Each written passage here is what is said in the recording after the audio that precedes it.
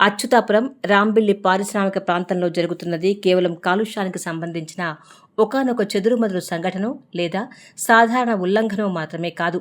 ఇది ఒక పద్ధతి ప్రకారం నీటి వనరులని, వ్యవసాయ భూములను, సముద్ర పర్యావరణ వ్యవస్థలను, పరిసర ప్రాంతాల ప్రజల జీవితాలను, వారి జీవనోపాధులను బుగ్గిపాలు చేయడమే.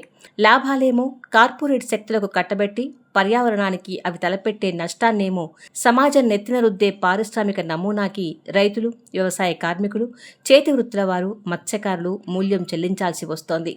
హానికర వ్యర్థాల విడుదలకు కారకులైన పరిశ్రమలు, వాటిపై చర్యలు తీసుకోవడంలో విఫలమైన అధికారులు, సాంకేతిక కారణాలు, అధికారిక ఇబ్బందులు మొదలైన సాకులు చెప్పి తప్పించుకోవడానికి వీల్లేదు. విషపూరిత వ్యర్థాలు ఈ స్థాయిలో విడుదలవుతున్నా నియంత్రణ వ్యవస్థలు చర్యలు తీసుకోకపోవడం జవాబుదారీతనం లేకపోవడాన్ని సూచిస్తుంది.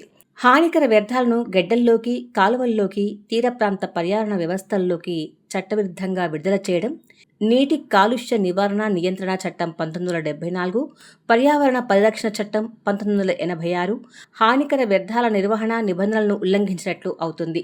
ఉద్దేశపూర్వకంగా మానవ మనుగడకు, ప్రజా ఆరోగ్యానికి, పర్యావరణ వ్యవస్థకు హానికరమైన కాలుష్యం వెదజల్లుతూ పోతే అందుకు కార్పొరేట్ సంస్థల యాజమాన్యాలే కాదు, ఉల్లంఘనలు జరుగుతున్న విషయం తెలిసి జోక్యం చేసుకొని ప్రభుత్వ అధికారులు కూడా శిక్షార్హులవుతారు. ఇన్నేళ్ల పాటు ఇంత బాహాటంగా ఈ ప్రాంతంలో పర్యావరణ చట్టాల ఉల్లంఘనలు జరుగుతున్నాయంటే నియంత్రణ సంస్థలు విధి నిర్వహణలో నిర్లక్ష్యానికైనా పాల్పడి ఉండాలి, లేదంటే వారు ఉద్దేశపూర్వకంగా నేరస్తులతో కుమ్మక్కైనా ఉండాలి.